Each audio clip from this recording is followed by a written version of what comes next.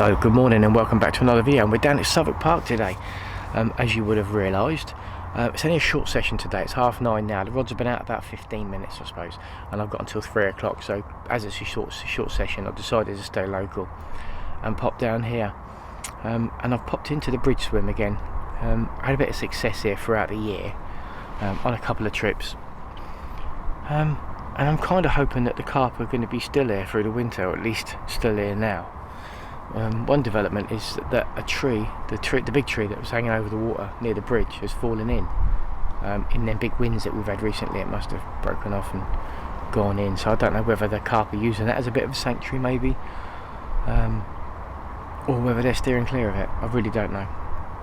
But I did pop down last night about 3:30, probably about an hour before dusk, usually when the lake comes alive, and had a good look, and I didn't see anything. At all. But then again, it was cold. Half the lake was frozen. There was big sheets of ice on the main lake. This was ice free for here, and it was cold. It was about 3 or 4 degrees all day yesterday. Now today's different. It was, I think, 7 or 8 degrees overnight, and mild today. 9 degrees when I woke up, and it's going to get to 11 or 12 today apparently. There's a breeze coming down the lake and towards me up this channel, and it's a fairly warm breeze too. So yeah, I mean, I've got them out there, a handful of bait over each rod, and I think I've just got to set it out today and either catch a fish or eliminate this area. I think what I do need to do is get down at some point with a marker float and have a good little marker around on the main lake, try and find deeper pockets of lake, because it is a shallow venue, and I think the fish are going to be held up in an area. Apparently there's a bit of a centre channel. This centre channel is a continuation which used to be the river all the way through, and it was opened out into a lake, and the riverbed's still there and it's slightly deeper in that area. I think I need to have a little plumb around, find that area, and then concentrate on that. Maybe a bit of markering, might even hit a fish on the way down if there are big numbers of them, because there are a lot of fish in here. But I think the key is going to be locating them. But because last night I didn't have anything to go on, I've kind of gone on past successes and gone for here. I'm not fishing near the tree obviously, because I don't want to get snagged up, tethered or any of that business. Kingfisher. So I'm fishing opposite and hoping I can draw them out, or maybe intercept them as they're going along that far bank. But it's winter, the water's cold, they're going to be lethargic, they're not going to be moving around long. You literally got to put it in their front room, and hopefully I've done that. If not, it's a day out of the office.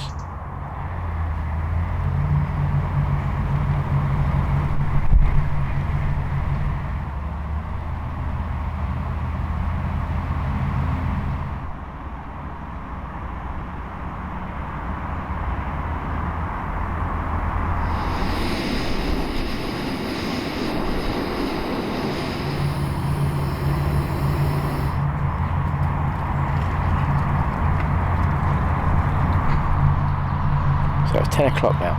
Been fishing for about 45 minutes, and it's been very quiet. I not expected it. I'm not expecting it to be fast and furious, and it's not the sort of area where you see them lump out. I don't think I've ever seen anything lump out here.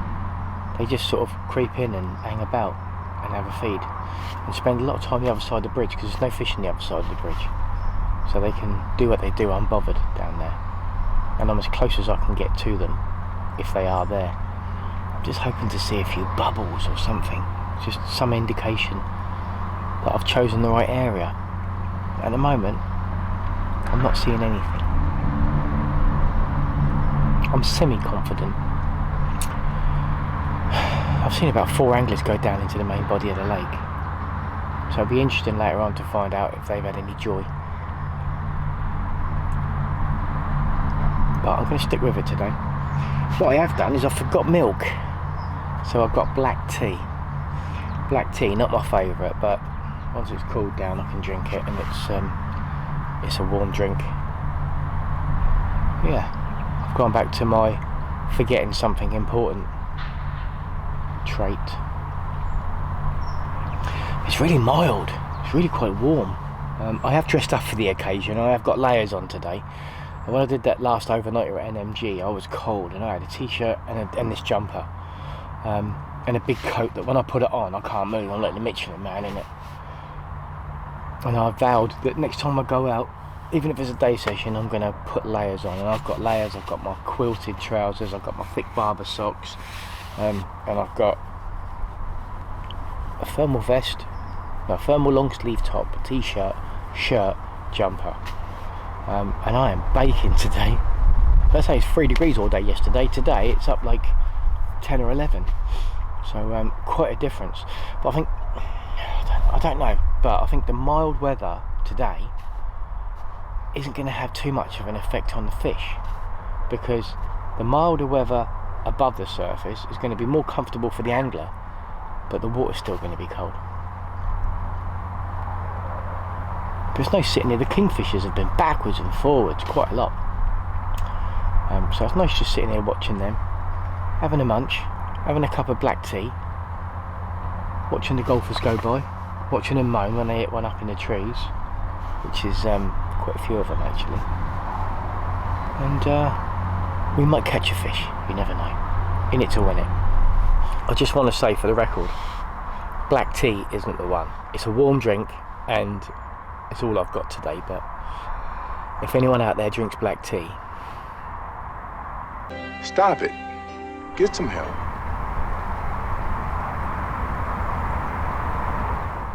So I've had a couple of occurrences on the left down rod.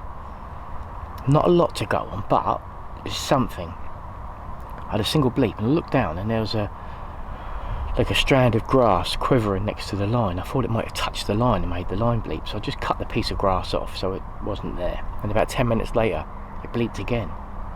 I looked out and over the right hand rod, funny enough, I saw a few bubbles come up. So I thought maybe there's a fish or two in the area. And then I'm fishing slack, but I still had a drop back. So I picked the rod up and there's nothing there. But it's interesting.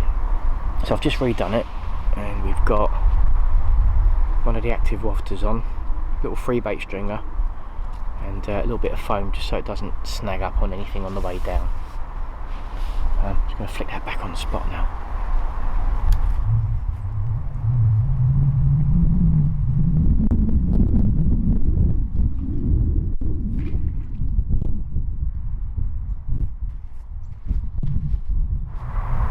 So the rigs I'm using for this session are the same rigs that I use at NMG, which is a bit weird because I've used coated braid for so long, and you can use coated braid on it.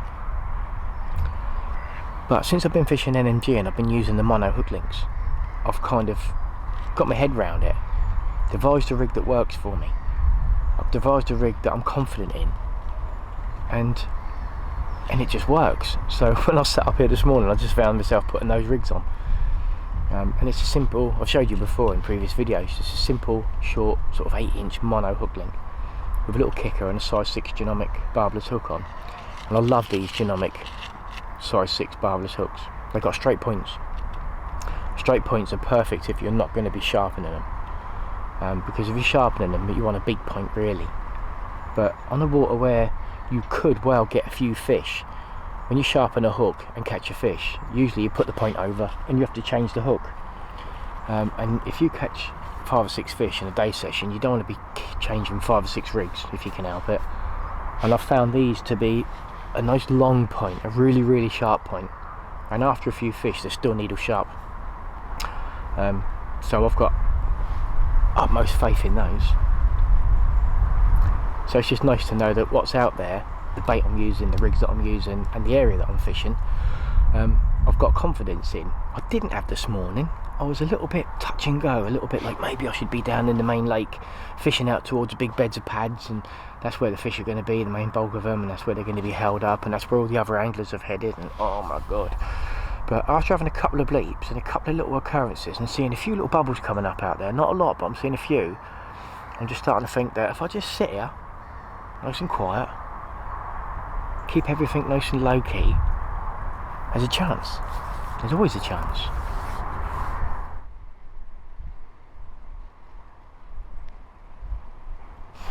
I just went flying out the bivvy then because I heard a splash further down the bank, and it was a duck taking off. I thought it was a carp jumping out. That had my heart racing. I just wanted to share something with you. All anglers, I think while we're on the bank, we love watching birds flying around, you know. so many different types. We've all got our favourites. Some people love robins. I love robins. Always hopping around the bivvy looking for little titbits. Really friendly birds. Then there's kingfishers, really gorgeous, beautiful, elegant birds. But my favourite bird of all time is a bullfinch. Love bullfinches. Can't put my finger on what it is. It's just the way they look.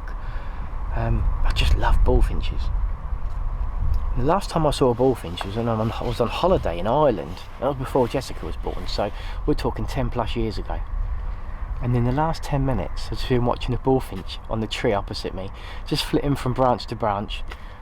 For about 10 minutes I was watching this bullfinch, and absolutely amazing. It's made my day. I mean, if we go away and we haven't caught any fish, I've still had a great day because I saw a bullfinch.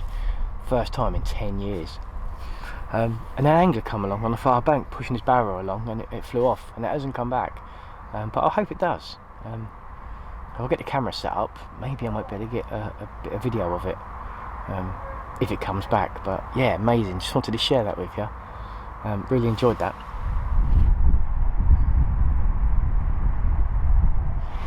Just changed the right hand rod up a little bit, and what I've done is I've put half a little tutti frutti pop up on top of half a bottom bait. I've just trimmed the bottom bait, tested it in the edge, and I've got it so it just sits upright. A little bit of visual might be enough just to make one of them come down and have a look. Worth a try.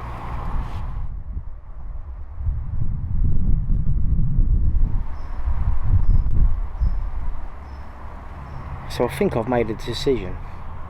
I knew it was going to be quiet, but the longer I sit here with nothing happening, the more I'm thinking perhaps them fish are down the other end of the lake.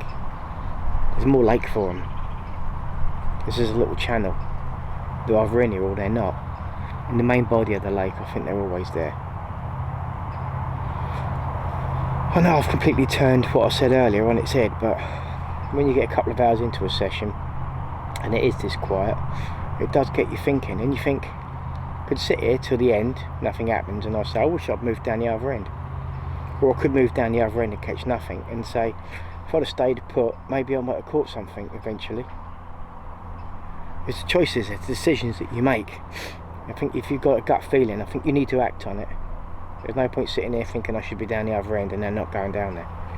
So what I'm doing, I'm going to make a cup of tea. It's 11:23, half 11 nearly.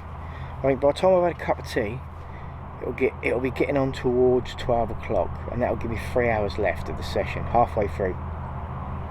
I think 3 hours is giving it a fair crack of the whip, considering it is a little channel, and I think it's evident that there's very little here. So I think another half an hour, up sticks and move. I think that's the plan.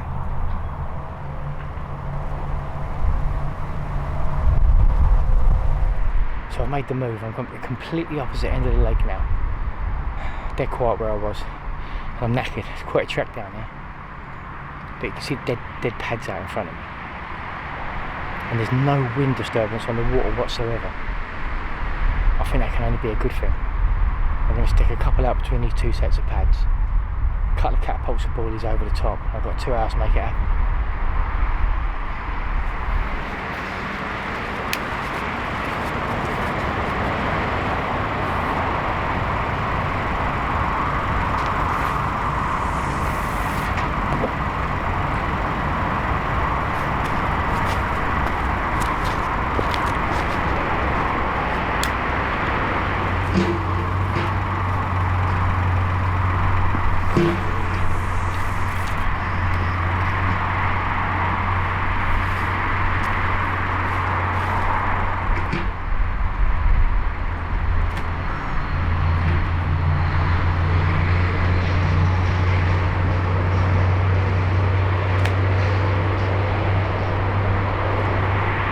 So I'm here, I'm knackered, but I'm here.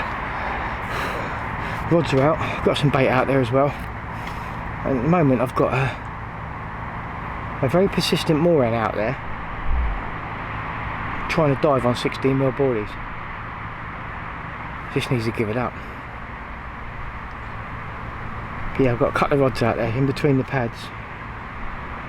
2 pouch reels of boilies over the top. All we can do now is sit for the last 2.5 hours and I hope that one of these rods rattle off. There's a bit of work going on just over there. There's a digger and all sorts, but I'm not bothered about that. It's not disturbing the lake, and there's no wind on the water down this end. Completely flat. Just need to watch the water now. Have a look for bubbles, maybe fish rolling. Who knows? But I'm happy I made the move.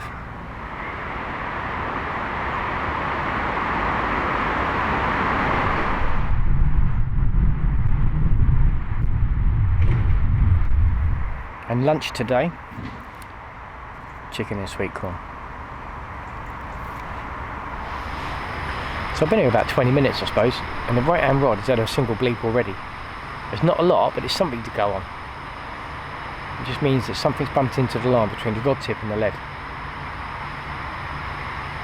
which is encouraging. The only downside with this end of the lake is it's close to the main road. It's one of them things, if you want to fish this end of the lake and get on the fish, then you've got to put up with it. This soup smells amazing. I walked past about 4 or 5 anglers on the way down here. One of them had a wet net and a wet unhooking mat, and I spoke to the next guy along and he said he'd had a fish a couple of hours ago, so if one's on the feed there should be more.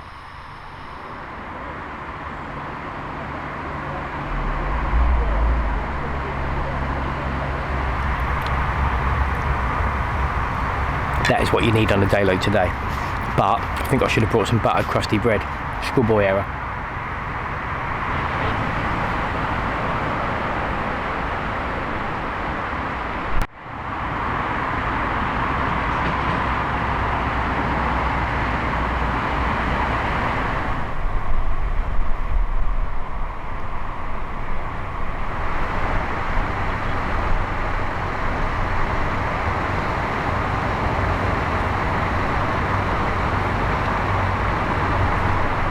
So there's about an hour and 10 minutes left, and we're hurtling dangerously towards a blank. Sun's actually trying to break through now. But the lake was half frozen yesterday, and overnight that melted and all that cold water dumped into the lake, which ain't done it any favours. There's been one fish out along the bank that we know about, but there is about a dozen anglers on. But I think as long as we can take something away from the session, I saw that bullfinch earlier, which was amazing. So chuffed to have seen that. And I think that top channel by the bridge, I think where the water's so tap clear at the moment, and it's a small body of water, I don't think they're going to get down there now this time of year. I think I've learnt that this session.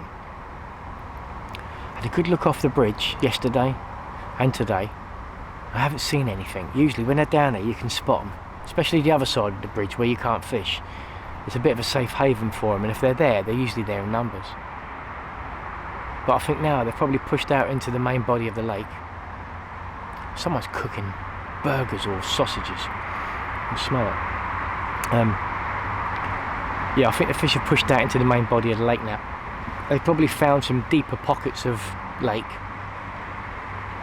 and they're held up there. I've just got to work out where those deep pockets are.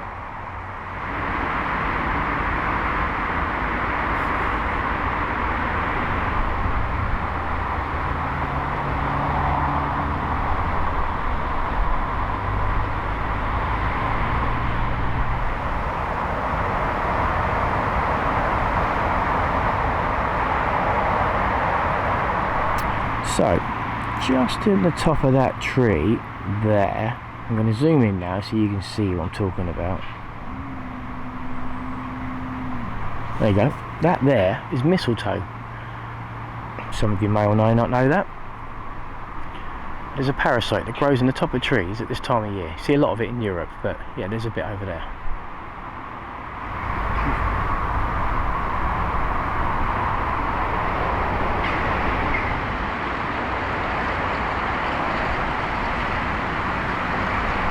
So I'm going to do my outro now, and I'm going to do it next to this holly because it's festive and I like it, and I thought it might bring me luck, but it didn't.